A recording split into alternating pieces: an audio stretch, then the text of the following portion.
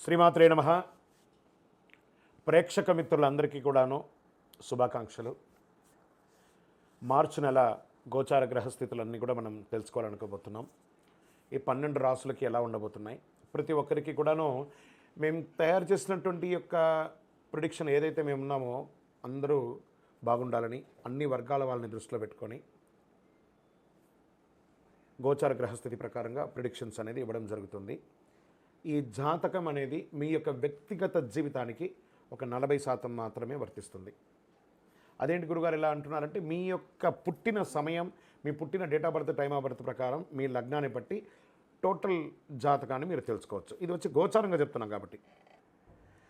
జ్యోతిషాస్త్రరీత్యా ద్వాదశ రాశుల్లో 12వ రాశి అయినటువంటి మీనరాశి మిత్రులారా, మీరు పూర్వాభాద్ర నక్షత్రం 4వ పాదం, ఉత్తరాభాద్ర నక్షత్రం 1, 2, 3, 4 పాదం, రేవతి నక్షత్రం 1, 2, 3, 4 పాదాలకు జన్మించిన మీరు మీనరాశి వారిగా పరిగణించబడుతున్నారు. ఈ నెల మీకు మార్చి నెల శుభాశుభ ఫలితాలు అంటే 7.5 శని, 7.5 శని ఉంది. మరి ఏం జరుగుతుంది అని అంటే, కుంభరాశి నుంచి మీ రాశిలోకి మారుతున్నాడు. కొంచెం ఇబ్బందిగానే ఉంటుంది, కానీ శని ఒకటే బాలంటే మిగతా గ్రహాలు అనుకూలంగా ఉన్నాయి కదా. ఈ మార్చి నెల కాస్త హెచ్చు తగ్గులు ఉన్నా కూడా కుజుడు బలమైన స్థితిలో ఉన్నాడు. బుధుడు మీకు అనుకూలంగా లేకపోయినా సూర్యుడు 5వ ఇంటిని సూచిస్తున్నాడు. చంద్రుడు స్థుభస్థానంలో ఉన్నాడు. శని తిరోగమనంలో ఉన్నాడు. 2వ ఇంట్లో బృహస్పతి. ఉద్యోగం ఉత్సాహంగా సాగిపోతుంది. ఉద్యోగం మారడానికి ఇది సమయం కాదు, కాస్త వెయిట్ చేయండి. ఎందుకంటే స్థానచలం అయ్యారంటే ఉన్న ఉద్యోగం కాస్త ఊడుతుంది. వ్యాపారాలు కాస్త ముందు వెనకగా ఆశాజనకంగా జరిగిపోతూ ఉంటుందని చెప్పచ్చు. ఆర్థిక వ్యవహారాలు సజావుగా సాగుతాయి, కానీ మనం ఇవ్వవలసిన డెట్స్ ఉంటాయి చూసారా, అవి కాస్త ప్రెషర్స్ ఉంటాయి, కాస్త ఆలోచించండి. వృత్తి వ్యాపార ఉద్యోగాల్లో ఆదాయానికి లోటు ఉండదు, కానీ ఖర్చు కూడా అంతే పెరుగుతుంది. అది కూడా సుఖమైనటువంటి ఖర్చులు అని చెప్పచ్చు. ఇల్లు కట్టుకోవడం, భూమి కొనడం, లేకపోతే ఇంకోటి ఏదైనా అప్పులు తిరిగి ఇలాంటివే జరుగుతుంది. పెండింగ్ పనులు కాస్త పోస్ట్పోన్ అయ్యే అవకాశాలు ఉన్నాయి. మంచి పరిచయాలు ఏర్పడతాయి. కుటుంబం మీద బాగా ఖర్చు పెడతారు. ఇంటి వాళ్ళ కోసం ఎక్కువ ఖర్చు ఉంటుంది. ఉద్యోగం కోసం ప్రయత్నం చేసే వాళ్ళకి, పెళ్లి కోసం ప్రయత్నం చేసే వాళ్ళకి ఉగాది వరకు వెయిట్ చేయండి. ఉగాది తర్వాత మంచి సానుకూల స్పందన వస్తుంది. విద్యార్థులు ఘన విజయం సాధించడానికి చాలా శ్రమపడాలి. శ్రమపడితే ఖచ్చితంగా ఘన విజయం సాధిస్తారు. ఆరోగ్య విషయంలో శ్రద్ధ తీసుకోవాల్సిందే. మీరు గట్టిగా చూసుకోకపోతే శస్త్రచికిత్స కూడా అయ్యే అవకాశాలు చాలా మెండుగా ఉన్నాయి. రాజకీయ నాయకులకి కాస్త మిశ్రమమైనటువంటి కాలం. ప్రజాక్షేత్రంలో వెళ్ళేటప్పుడు చాలా జాగ్రత్త. ఎందుకంటే 7.5 శని, శని నాలిక మీద కూర్చున్నాడు. ప్రతి ఒక్కరితో మాట్లాడేటప్పుడు గౌరవ మర్యాదలతో మాట్లాడండి. తస్మాత్ జాగ్రత్త. దస్తావేజులు, మీ యొక్క డాక్యుమెంట్స్ ఏమైనా మిస్ప్లేస్ అవ్వకుండా చాలా జాగ్రత్త పడండి. షేర్ మార్కెట్లో ఈ నెల ఇన్వెస్ట్ చేయకుండా ఉండడం మంచిది. వ్యవసాయదారులకి బాగుందని కూడా చెప్పచ్చు. సాఫ్ట్వేర్ వాళ్ళకి బాగా స్ట్రెస్ అండి ఈ నెల, కొంచెం జాగ్రత్తగా ఉండాలి. మీడియా, ఐటీ రంగం వారికి, సర్వీస్ సెక్టార్లో ఉన్నవారికి, డాక్టర్స్, అడ్వకేట్స్, పోలీస్ డిపార్ట్మెంట్ ఇవన్నీ ఉన్నాయి కదా, వాటికి అందరికీ కూడా మంచి ఫలితాలు ఉన్నాయని కూడా చెప్పచ్చు.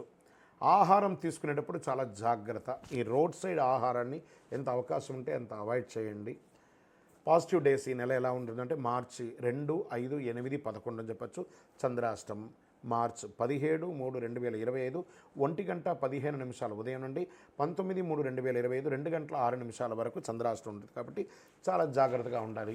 మరి అదృష్ట సంఖ్య ఈ నెల 2 మరియు 7. పరిహారం: మంగళవారం సుబ్రహ్మణ్య స్వామి వారికి పాలాభిషేకం చేయండి. ఆదివారం రాహుకాల సమయంలో భైరవ స్వామి వారికి ఒక నెయ్యి దీపం వెలిగించండి. ప్రదోష కాలంలో శివుడికి అభిషేకం చేయండి. అన్ని రకాలుగా మీకు అనుకూలం జరుగుతుంది. అతి శక్తివంతమైనటువంటి కరుంగాలి మాలను ధరించండి. అతి శక్తివంతమైనటువంటి కరుంగాలి మాలను ధరించండి. ఆరోగ్యంగా, ఐశ్వర్యంగా, సంతోషంగా, ఆనందంగానూ ఉంటారు. ఇంకను మీ యొక్క కోరికలన్నీ తెరవడానికి మీ యొక్క ఇంటి ఇలవేల్పు దగ్గరికి వెళ్ళి మీ వయస్సు సంఖ్య ఎంత ఉందో అన్ని దీపాలు వెలిగించండి.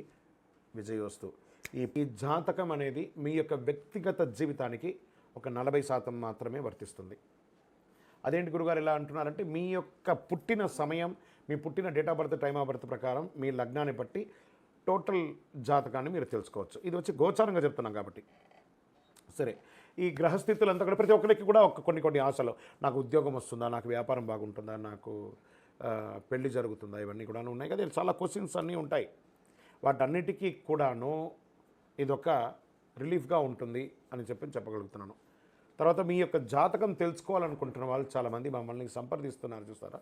ఓన్లీ వాట్సాప్ చేయకండి, కాల్ చేయకండి దయచేసి. వాట్సాప్ చూసిన తర్వాత మా అడ్మిన్ మీకు రిప్లై ఇస్తారు, అదొకటి.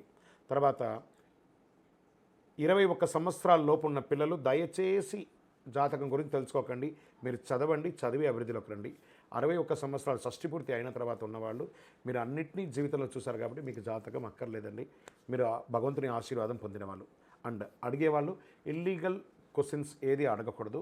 మీ ఫినాన్షియల్ అప్పులు బాగా అయిపోయిందని అని అంతా కూడా అలాంటివి అడగకండి. మీ జీవితంలో ఎదగడానికి వృత్తి వ్యాపారం గురించి అడగండి, అదొకటి. తర్వాత జాతకం పడుతున్న వర్షానికి ఒక గొడుగు మాత్రమే కానీ జాతకం జీవితం కాదు. మీరు మిమ్మల్ని నమ్మండి, మీ ఇష్టదైవం కులదైవాన్ని నమ్మండి, జాతకం కూడా సహకరిస్తుంది. విజయోస్తు.